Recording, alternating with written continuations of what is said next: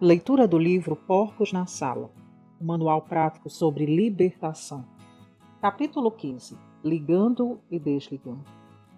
As Escrituras declaram que Jesus nos deu o poder de ligar e desligar, referindo-se a Satanás e seus grupos de soldados. O contexto desta promessa está em conexão com a declaração de Pedro a respeito de Jesus. Em Mateus 16, do versículo 18 ao 19, diz: Também eu te digo que tu és Pedro, e sobre esta pedra edificarei a minha igreja, e as portas do inferno não prevalecerão contra ela. Dar-te-ei as chaves do reino dos céus, e o que ligares na terra terá sido ligado nos céus, e o que desligares na terra terá sido desligado nos céus. A interpretação dessa passagem tem sido controvertida, mas ela faz sentido desde que a pessoa acredite no poder do cristão e na sua autoridade sobre os espíritos demoníacos. Qual é o contexto imediato da autoridade de ligar e desligar? Na frase precedente é: as portas do inferno não prevalecerão contra ela, isto é, contra a igreja. Em outras palavras, a igreja tem toda a autoridade sobre as portas do inferno. Assim, a igreja é militante. Nada pode parar, nem as forças de Satanás. O poder de ligar e desligar Satanás está descrito com as chaves do reino dos céus. A palavra para reino é basileia, que significa reinar. É promessa da palavra de Deus que aqueles que herdam o reino de Deus reinarão com Cristo. Em Romanos 5,17 encontramos: se pela ofensa de um e por meio de um só reinou a morte, muito mais os que recebem a abundância da graça e o dom da justiça reinarão em vida por meio de um só, a saber, Jesus Cristo. Louvado seja o Senhor. Ele prometeu que reinaremos como reis ainda em vida. Agora, como é que poderíamos fazer isso se não fôssemos capazes de ligar, amarrar o poder do diabo e desligarmos aquilo que ele já amarrou? Isso é precisamente o que ele, o Senhor, prometeu. Os cristãos têm de acordar e reconhecer que têm muito mais autoridade do que imaginam. Não é mais a questão de uma oração em que clamamos: ó Deus, faça o favor de vir e fazer alguma coisa com o horrível diabo que está me aborrecendo. Mas é a questão de levantar em poder o nome de Jesus e dizer ao diabo o que ele tem de fazer. O que significa a frase: terá sido desligado nos céus, terá sido desligado nos céus? Williams, um tradutor da Bíblia, destaca que o verbo está no particípio perfeito passivo. Então a referência é às coisas no estado de já realizadas, isto é, já proibidas ou prometidas. Isso nos ensina que qualquer coisa que seja ligada ou desligada pelo crente, o que crê em Jesus Cristo como Salvador, é feita na base do que essa mesma coisa já está feita nos céus, quer dizer, pelo próprio Senhor Jesus. O que é então que o Senhor já ligou e que Ele nos deu o poder de ligar de novo? Jesus nos ensina em Mateus 12, 29. Ou como pode alguém entrar na casa do valente e roubar-lhe os bens sem primeiro amarrá-lo? E então lhe saqueará a casa. O contexto dessa passagem é o de Jesus expulsando os demônios. A autoridade dele para agir dessa forma é discutida pelas autoridades religiosas. Eles o acusam de fazê-lo pelo poder do próprio diabo. Jesus está explicando que ele é capaz de controlar os espíritos demoníacos e forçá-los a obedecer-lhes porque ele já amarrou o valente, Satanás. O fato de que os demônios lhe obedecem é a evidência de que Satanás está amarrando Satanás, que já está amarrado no céu, pelo poder do céu. Seu poder está quebrado. A chave está em nossas mãos. Nós temos o poder sobre Satanás também. A palavra grega para ligar na passagem do estudo é del, que significa ligar ou amarrar, como se fossem concorrentes, como um animal amarrado, para não sair do lugar. Isso é glorioso. Quando Satanás é ligado, ele se torna impotente. Ele perde sua habilidade de agir contra nós. Um exemplo de como isso funciona foi mostrado à minha esposa alguns anos atrás. Estávamos no início do nosso aprendizado sobre espíritos demoníacos e sobre como lidar com eles. Ela trabalhava num bar. Várias vezes por semana, certo cliente entrava no bar usando palavrões em voz alta. Cada vez que abria a boca, pronunciava uma blasfêmia e amaldiçoava, usando o nome de Jesus. Como minha esposa nunca tinha sido exposta a uma linguagem tão feia como aquela, ficou horrorizada. Começou a orar e disse a Deus: Tu sabes que não falo como este homem e que não o estou aprovando. Deus respondeu: Aquele é um espírito de blasfêmia que leva o homem a falar assim. E você tem poder sobre o espírito. Minha esposa nunca tinha experimentado uma coisa dessa.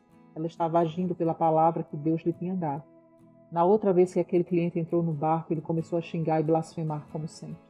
Minha esposa, estando perto dele, em voz baixa começou a dizer: Você, demônio da blasfêmia, Deus mostrou-me que é você. Estou com poder sobre você para amarrá-lo em nome de Jesus Cristo.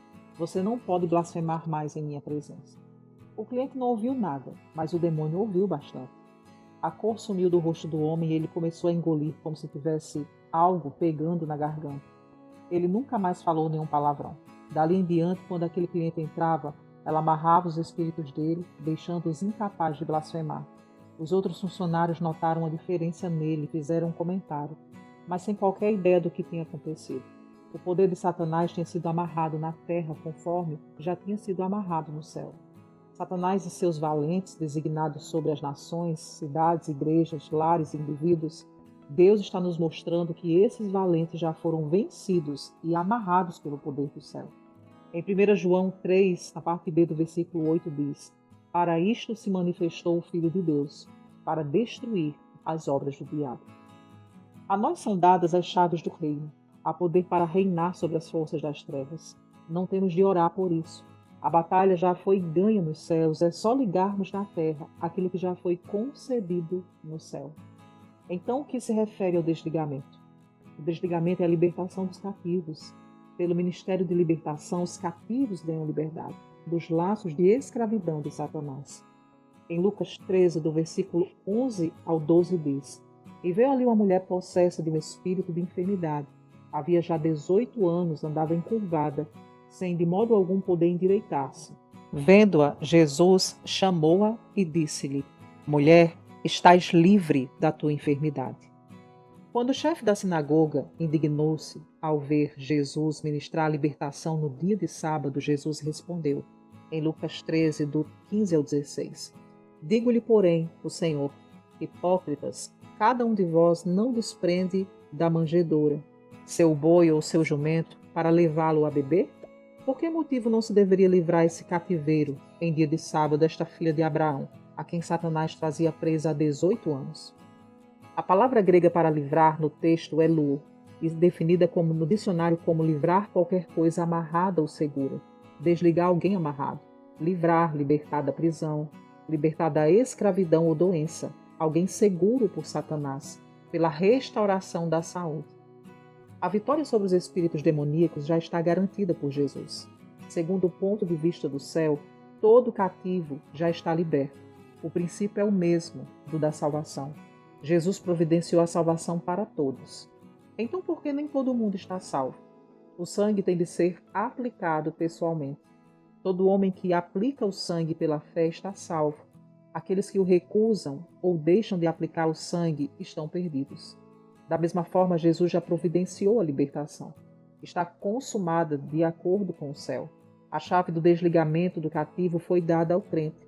Ele pode libertar-se, tanto quanto os outros, na terra, porque já foi feito no céu. Glória. Há aqueles que ensinam que o desligamento mencionado significa o desligamento do espírito ou dos anjos para encher a vaga deixada pelos demônios que foram embora. Uma vez que já foi demonstrado que a palavra livrar se refere àquilo que já está acorrentado e amarrado, como é que isso poderia referir-se ao Espírito Santo ou aos anjos? Mais ainda, a autoridade humana não chega para comandar os anjos. Ainda que seja uma bendita verdade que os anjos são espíritos ministradores enviados para serviço a favor dos que hão herdar a salvação, como está escrito em Hebreus 1,14. Tem de ser notado claramente que eles são enviados para servir em nosso favor. Quem é que os envia? Deus. Podemos orar e pedir a Deus que os envie, mas não a menção das Escrituras, que é para nós os comandarmos ou dirigi-los. É extremamente perigoso elevarmos os anjos a um nível acima do estabelecido nas Escrituras, pois assim começamos a orar aos anjos para o nosso socorro em vez de ir ao Senhor. Isso de fato é idolatria e logo resultará no louvor aos anjos, o que está absolutamente proibido. Veja em Colossenses 2,18. Para reiterar, a ligação refere-se a Satanás e aos demônios, e o desligamento refere-se à pessoa que foi amarrada pelas forças das trevas. Satanás fica ligado ou amarrado, a vítima fica desligada, isto é, o que acontece como resultado de um eficiente ministério de libertação. Glória a Deus. E chegamos ao final de mais um capítulo desse livro. Você que está aqui, que tem sido edificado, deixa o seu like, compartilha. E nos encontramos no capítulo 16, que fala sobre os prós e os contras nas técnicas e nos métodos de libertação.